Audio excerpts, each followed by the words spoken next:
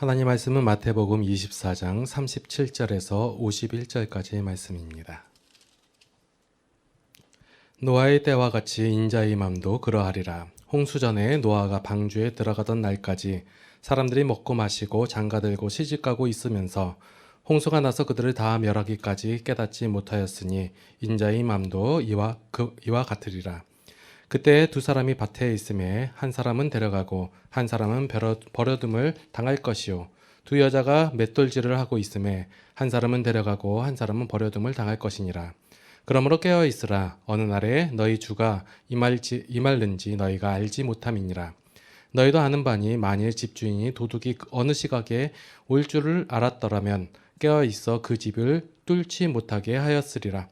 이러므로 너희도 준비하고 있으라. 생각하지 않은 때에 인자가 오리라. 충성되고 지혜에 있는 종이 되어 주인에게 그 집 사람들을 맡아 때를 따라 양식을 나눠줄 자가 누구냐. 주인이 올 때에 그 종이 이렇게 하는 것을 보면 그 종이 복이 있으리로다. 내가 진실로 너희에게 이르노니 주인이 그의 모든 소유를 그에게 맡기리라. 만일 그 악한 종이 마음에 생각하기를 주인이 더디 오리라 하여 동료들을 때리며 술 친구들과 더불어 먹고 마시게 되면 생각하지 않은 날 알지 못하는 시각에 그 종의 주인이 이르러 엄히 때리고 외식하는 자가 받는 벌에 처하리니 거기서 슬피 울며 이를 갈리라. 아멘. 우리가 말씀을 읽을 때 원래 갖고 있던 생각을 기준으로 해서 말씀을 대하기 때문에 읽는 동시에 모든 사람들은 다 해석을 해요. 아이들은 아이들의 생각대로, 어른은 어른들의 생각대로, 각각 다른 생각대로 하기 때문에 똑같은 내용을 읽더라도 기본적으로 자기가 경험하고 체험한 것, 그리고 그것을 알고 있는 상태를 기반으로 해서 내용을 이해를 한단 말이에요. 그 애들 보면 말할 때 똑같은 단어 있잖아요. 단어인데 다른 의미를 갖고 있는 거. 근데 본인이 아는 것만 생각하고 이게 그런 의미다 얘기할 때가 있단 말이에요. 마찬가지로 성경을 읽을 때도 우리가 이런 기본적인 생각을 가지고 읽어가기 때문에 어느 한 부분만 딱 보면 이게 이걸 것이다 라고 오해할 수도 있다라는 거예요. 자, 오늘 본문 말씀이 24장과 앞으로 나올 25장 말씀은 같은 내용을 갖고 있어요.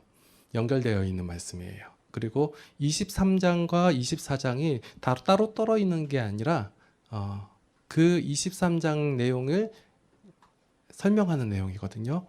그러면 23장과 그 전까지 계속해서 예수님께서 말씀하시는 내용이 뭐냐면 종교 지도자들이 말하고 있는 그들이 쌓고 있는 율법을 지키는 것, 그것이 그의 의로 그의 공로로 그 하나님 앞에 드러내서 그들이 하나님의 나라에 들어가는 것이 합당하다가 아니다라고 말하고 있는 거예요.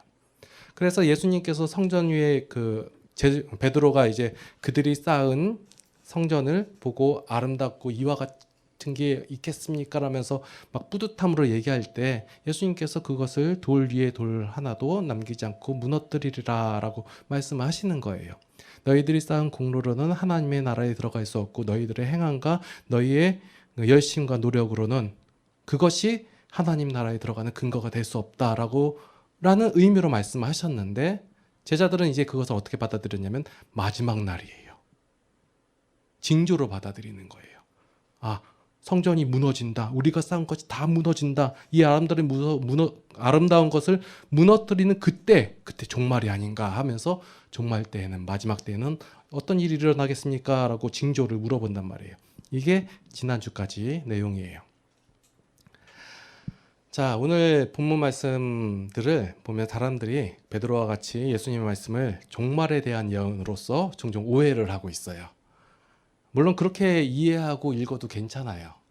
그것이 잘못됐다, 이것은 나쁜 것이다 이렇게 얘기하는 것이 아니라 그렇게 종말론적으로 이해해서 생각하는 것과 지금 제가 말씀드리는 내용과 한번 비교를 해보시고 어떻게 신앙생활하고 어떻게 받아들이는 것이 좋은가 그것을 선택하라는 거예요.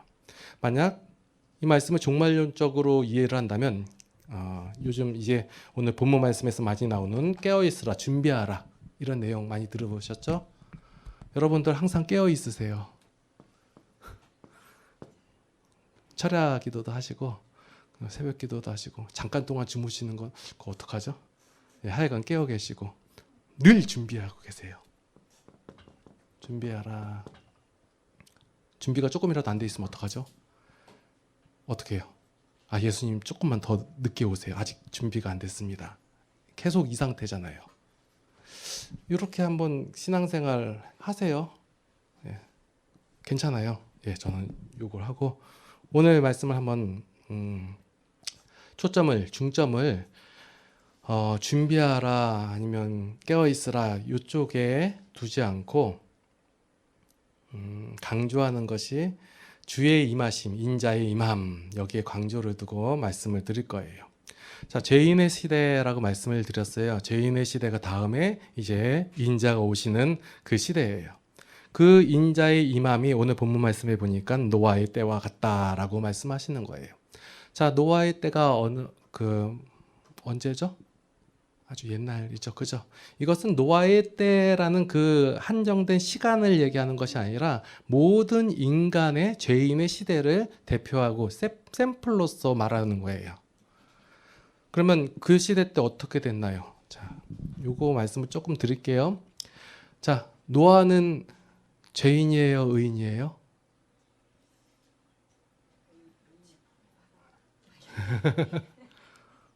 아, 그래, 의인이라고 성경에 써 있잖아요. 예, 의인이라고 성경에 써 있어요. 창세기 6장 한번 살펴보세요. 왜요? 예. 아니, 다 죄인인데 얘만 요 노아의 여덟 가족 8명만 구원받았잖아요. 다 죽고. 8명만 구원받았는데 나머지 7명은 좀 그렇다 치더라도 얘가 의인이래 가지고 가족까지 같이 구원받은 것이다라고 얘기를 해요. 그러면 노아는 어떻게? 다 죄인인데. 그래서 창세기 6장 한번 살펴볼게요. 창세기는 맨 앞에 있어요. 자, 6장에 보면 사람이 쫙 악하고 9절에 보니까 이제 이것이 노아의 족본이라 하면서 나와요. 노아는 의인이요 당대의 완전한 자라 그는 하나님과 동행하였으며. 아, 의인인 이유가 하나님과 동행을 했기 때문에 의인이구나 라고 사람들은 이 말씀을 읽을 때 이해를 이렇게 해요. 그렇죠? 아닌가요? 예. 근데 이것을 하나님과 동행했기 때문에 의인이다라고 보는 게 일반적인 견해고요. 제가 말씀드린 건 하나님 의인이기 때문에 동행했다로 바라보는 거예요. 그럼 어떻게 해서 의인이 되었는가? 바로 전 말씀 8절 말씀 한번 볼게요. 그러나 노아는 여호와께 은혜를 입었더라. 이거예요. 노아가 의인이 된 건 그 근거가 그의 어떤 행함이나 노력이나 어떤 공로로 쌓음에 있어서 된 것이 아니고 또 하나님의 말씀에 순종하고 어떻게 따르고 그리고 하나님 말씀대로 무엇을 이루었기 때문에 의인이 아니라 하나님께서 은혜를 더하신 거예요. 은혜. 은혜라는 것은 나의 어떤 조건이나 상황이나 상태하고 상관없이 값없이 주어지는 오로지 주는 자에 의해서 되어지는 것이 이 은혜라는 것이거든요. 그럼 하나님께서 은혜를 준 자예요. 그러면 이 마지막 날, 그러니까 노아의 때 그 홍수로 멸망하는 걸 이 개념을 많은 사람들이 어떻게 바라보고 있냐면 인간들이 악하니까 하나님께서 보시고 아우 얘네들 마음에 안 들어 해가지고 다 쓸어버려 이렇게 바라본단 말이에요. 그래서 심판이고 두려움이고 무서움으로 바라본단 말이에요. 그러나 이 사건은 하나님께서 인간들에게 은혜를 더하여 주시사 구원하시는 구원의 역사심, 구원의 때 이렇게 바라보시는 구원 사건으로 바라봐야 된다는 거예요. 모두 다 멸망해서 자기 죄로 말미암아 자멸할 수밖에 없었을 때 하나님께서 그 은혜로 말미암아 구원하신 것 이와 같다라는 거예요. 인자의 임함도. 예수님께서 오실 때에도 모든 사람들이 하나님을 알지 못하고 여전히 갖고 있고 알고 있던 죄의 모습 그대로 행하고 결국은 죽을 수밖에 없을 그때 예수님께서 오심으로 말미암아 구원의 사역을 시작하시는 거예요. 인자의 임함대도 그와 같다라는 거예요.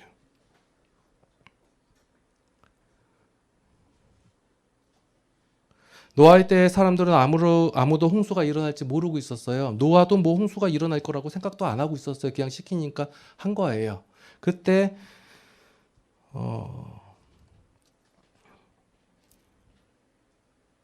만약에 사람들이 홍수가 일어난다고 알았으면 준비하고 깨어 있을 수 있었을까요? 성경에서 말하고자 하는 내용은 그것을 알고 있다 할지라도 너희가 준비하거나 깨어 있을 수 없다예요. 그러니까 준비한다는 개념이 그들이 알고 있는 개념 하에서 준비한단 말이에요. 지금도 마찬가지예요. 여러분들 보고 준비하십시오 하면 뭘 준비할 거예요? 만약 당장에 내일에 지구 종말이 와요. 그럼 뭘 준비할까요? 준비하면 살 수 있다고 하니까. 그에 대한 내용이 다시 한번 마태복음으로 갈게요. 자, 마태복음 오늘 본문 말씀이 40절에서 41절 볼게요. 그와 같으니라 하면서 40절에 그때 두 사람이 밭에 있음에 한 사람은 데려가고 한 사람은 버려둠을 당할 것이요 두 여자가 맷돌질을 하고 있음에 한 사람은 데려가고 한 사람은 버려둠을 당할 것이니라. 자, 누가 데려감을 당하고 누가 버려둠을 당하나요? 그러면 사람들은 기본적으로 이것을 읽을 때 데려갔으니까 얘는 뭔가 다른 일을 하고 있었을 거야. 이래요. 그리고 버려둠을 당한 애는 얘는 뭔가 안 좋은 행동을 했으니까 그럴 것이다. 이것이 일반적인 생각들이라는 거예요. 자, 지금 근데 본문의 내용에 보니까 두 사람이 다 밭에 있어요. 그죠? 둘 다 밭에 있는 거예요. 그러면 여기 내용 속에 한 사람은 성실하게 일하고 한 사람은 농땡이 피고 그랬나요? 그런 내용이 없어요. 그러면 한 사람은 기도하고 있고 한 사람은 자기 일만 열심히 하고 있었나요? 그런 내용조차 없어요. 맷돌질을 하고 있는 여자들의 비유도 마찬가지예요. 그래서 이 준비하라 깨어있으라라는 말씀은 어떤 행동에 관한 것이 아니다라는 거예요. 만약에 행동에 관한 것이라면 요 뒤에 나오는 이 말씀 비유에서 어떻게 행동했고 어떻게 일했다라고 분명하게 얘기해 줘야죠. 만약에 예수님께서 말씀하신 내용이 준비하라 깨어있으라 여기에 어떤 너희가 무엇을 대책을 세우고 어떠한 행동을 하라라는 것에 초점이 맞춰 있다면 그렇다면 뒤에 나오는 내용들에서 어떤 행동, 자 A라는 사람은 이러이러한 행동을 했고 B라는 사람은 이러이러한 행동을 했기 때문에 그래서 A라는 사람을 데려갔고 B는 그냥 그대로 버려둠을 당한 것이다 라고 얘기를 해줘야지 되죠. 근데 그런 내용이 안 나왔단 말이에요.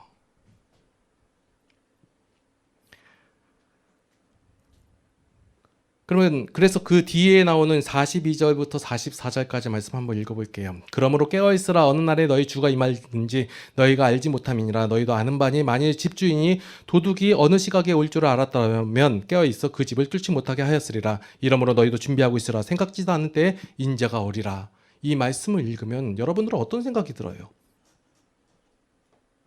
그래서 이 말씀을 읽을 때 대부분 앞에서 40절, 41절을 읽은 사람들이 내가 어떠한 행동을 해야겠다라는 생각으로 읽었기 때문에 42절부터 44절이 이게 기쁨의 말씀보다 두려움과 어떤 행동 아니면 열심 이렇게 해석을 하고 있단 말이에요.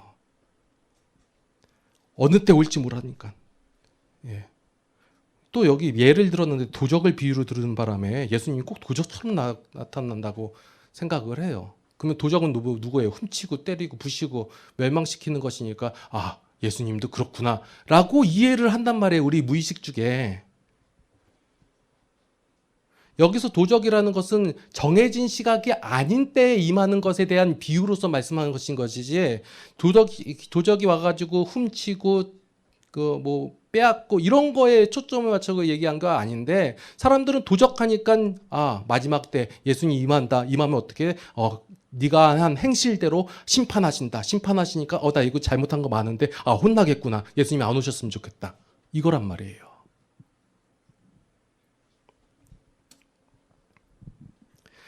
자, 그러면 제가 다른 예로 한번 들어볼게요. 이 도적 비유하니까 조금 힘드니까. 자, 예를 들어서 어떤 아버지가 집에서 이제 딴 데로 출장을 가세요. 출장 가시면서 아빠가 며칠 뒤에 좀 올 거야. 올 때 너 좋아하는 거 좀 사올게. 얘기하고 갔어요. 자, 그래서 아빠 마저 준비하고 있어. 아빠 올 거 준비하고 있어. 라고 얘기했어요. 그러면 얘는, 이 아들은 어떻게 있어야 돼요? 맨날 문 앞에 와서 서 있었고 몇 시부터 몇 시까지 있어야 되고 이런가요? 그냥 자기 말대로 학교 다니고 놀고 있는 거예요. 그러다 보니까 어느 날 아빠가 오셨어요. 어때요? 기분 좋죠. 왜요? 다시 올 때 내가 원하고 좋아하는 거 갖고 오신다고 했으니까. 예수님의 이 맘도 이런 거예요. 너희가 준비하고 깨어있으라라는 말의 의미는 기대하고 있으라는 거예요. 하나님께서 곧 오신다. 예수님께서 오신다. 그 나라를 확장시키신다. 이 말씀을 주시고 가셨어요. 그러면 오실 날이 어때요? 기대하는 거예요. 성도에게 있어서 하나님의 오심은 기쁨이요, 감사요, 평안이라는 거예요. 좋은 것을 가지고 오시는 하나님이시기 때문에 그냥 내 할 일을 하고 있으면 된다는 거예요. 자, 두 사람 밭에 있었어요. 두 사람 맷돌 갖고 있었어요. 이 사람들이 그냥 자신의 일들을 그냥 하고 있었어요. 근데 주의 임함으로 아니면 아마 그날은 기쁨의 날이에요. 성도에게 있어서 많은 분들이 종말은 두려움의 날이고 힘든 날이고 어려움의 날이라고 생각하는데, 성도에게 있어서 종말은 바로 기쁜 소식이에요. 여러분들이 종말을 대하는 것이 이거예요. 왜냐하면 여기서는 행함이 들어가지 않아요. 그럼 나중에 상급 얘기는 어떡하고, 또 나중에 25장에 나가면 그 열처녀가 있었는데 5은 했고 준비했고, 이거 어떻게 할까요? 그건 다음 주에 풀게요.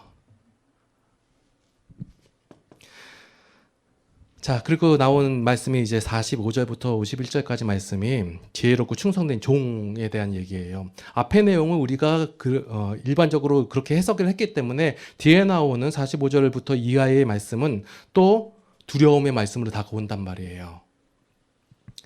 자, 이 말씀은 지혜롭고 충성된 종이 되라고 다짐하라는 말씀이 아니에요. 우리는 모두 다 악한 종이에요. 그런 종이었어요. 맡겼으면, 여기서 맨 마지막에 이제 슬픔을 이를 가는 이 사람들이란 말이에요. 그런데 그가 충성되고 착하고 지혜로운 종이 됐다라는 거예요. 누구로 말미암아? 하나님으로 말미암아. 그 사람이 이제 행하는 결과가 뭐냐면, 때를 따라 맡겨주고 나눠주고 양식을 나눠주고 주인의 마음이 합하게 행동하는 이 사람이라는 거예요. 그래서 이 충성된 종에게 있어서 주인의 오심은 어때요? 기쁨의 소식이라는 거예요.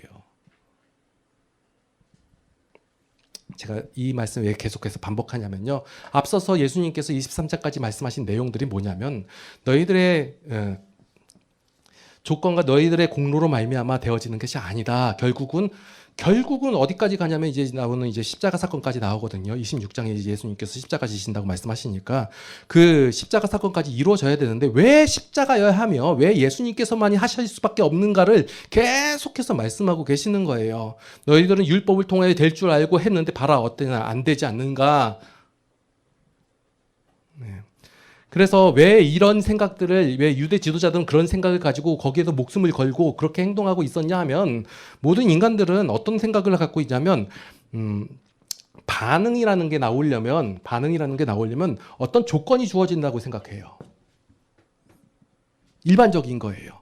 하나님께 복을 받으려면 어떻게 해야 돼요? 하나님께 마음에 드는 짓을 해야 된다. 내가 하나님께 열심히 구했더니 하나님께서 그 반응으로 주어주신다. 이게 일반적인 생각들이에요. 그게 인간의 생각이라는 거예요. 그럴 줄 알았다. 하나님은 이럴 것 같습니다. 라고 생각하고 행한 모든 것이 이거예요. 내가 하나님을 기쁘시게 하면 하나님께서 나에게 복을 주신다. 내가 하나님을 위하여 이러한 일을 행동하고 이러한 일을 했더니 하나님께서 큰 상급을 나에게 주신다. 이게 인간의 생각이라는 거예요. 내가 하나님께 예배드리고 감사드리고 헌신하고 충성하고 내 온 인생을 바치고 더 나아가 아직 자식까지 바치고 그랬더니 하나님께서 심히 만족하시고 기뻐하시사 나에게 복을 주시고 내세에서는 큰 상급을 더하여 주시고. 뭐가 달라요? 자, 내가 부처님께 빌고 빌었더니 하나님께서 부처님께서 나의 정성을 보시고 긍휼히 여기사 자비하심을 더하시고, 내가 기와장을 한 100장 올렸더니 내 사업을 번창하게 하시고 부처님의 은덕이로다. 다른가요? 하나님께서는 다르세요. 하나님께서는 하나님의 방식은 무엇이냐면 결과가 주어졌더니 결과를 주었더니 그 반응이 나온다 이거예요. 너희들의 행함과 너희들의 노력으로 도무지 안 된다를 알려주시고 결국은 뭐 하시느냐면 하나님께서 하신다 하면서 십자가 지시는 거예요. 내가 해줄게 하고 너희들은 뭐냐? 내가 해준 것을 누리는 자들이다 이거예요. 내가 너에게 은혜를 준다 하는 거예요. 그러면 제가 무슨 은혜를 받을 수 있을까요? 근거가 너희에게 없다 이거예요. 그럼 제가 은혜를 받았으니 무엇을 할까요? 할 거 없다 이거예요. 허무해지죠. 구원은 받았는데 뭔가 해야 될 것 같고 뭔가 열심히 노력하는데 그게 하나도 소용없다고 얘기하고 그 말이 아니라 하나님께서는 우리를 착하고 충성된 종으로 만드셨어요. 누가? 하나님께서 그렇게 하나님의 일하심으로 말미암아 됐잖아요. 그가 행하고 그가 이제 살아가는 삶이 뭐예요? 그게 반응이에요.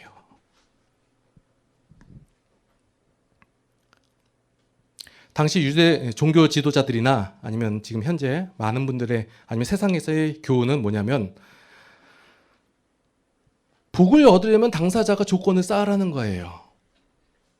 아니면 뭔가 받았으면 거기에 대해서 지불을 하라고 하고 이게 뭐 달라요? 저기 그 직불카드 쓰면 당장에 내놓는 것이고 신용카드 쓰면 외상이고 은혜가 그런 건가요? 근데 예수님의 가르침은 뭐냐면 너희가 받은 그 은혜가 무엇인지를 너희가 알으라는 거예요. 다른 걸 요구하는 것이 아니에요. 너희의 행함, 너희에게 주어진 것, 그것이 무엇으로 되어진 줄 아느냐? 바로 하나님께서 행하신 것이다. 하나님의 행하심과 하나님의 일하심으로 말미암아 너희가 지금 그 상태가 되었고 그 조건이 되어진 것이다. 그러니 뭐예요? 이 종이 착하고 충성된 종이 어떻게 행하는 거예요? 그냥 주인께서 주신 그 마음으로 그냥 자기 일을 행할 뿐이에요. 그래서 주인이 오니까 어떻게 해요? 기쁜 거예요. 감사한 거예요. 그래서 기독교는 무엇부터 시작하냐면 출발하냐면 십자가로부터 시작하는 거예요. 다른 십자가 얘기할 때 자꾸 고통 얘기하고 힘, 피 흘림 맞아요. 중요해요. 이것도 굉장히 중요하고 의미 있고 그런 거예요. 그런데 이것보다도 먼저 왜 하나님께서 이렇게 행할 수밖에 없는가를 먼저 아시고 그 하나님의 그 조건 없는 사랑으로 일하심으로 말미암아 누가 되었냐? 바로 여러분이 된 거예요. 자, 오늘 말씀 보니까 충성되고 지혜 있는 종이 되어 주인에게 그 집 사람을 맡아 때를 따라 양식을 나눠줄 자가 누구냐? 이거예요. 누굴까? 옆 사람일까? 아니요. 여러분이에요. 저는 그런 자세도 안 돼 있고 그런 조건도 안 돼 있고 그렇게 할 만한 착한 종이 아닌데요. 아니요. 하나님께서 그렇게 하신다라는 거예요. 그렇게 세우셨다는 거예요. 만드셨다는 거예요. 그런데 왜 저는 왜 그래요? 아직 몰라요. 알지 못한다 이거예요.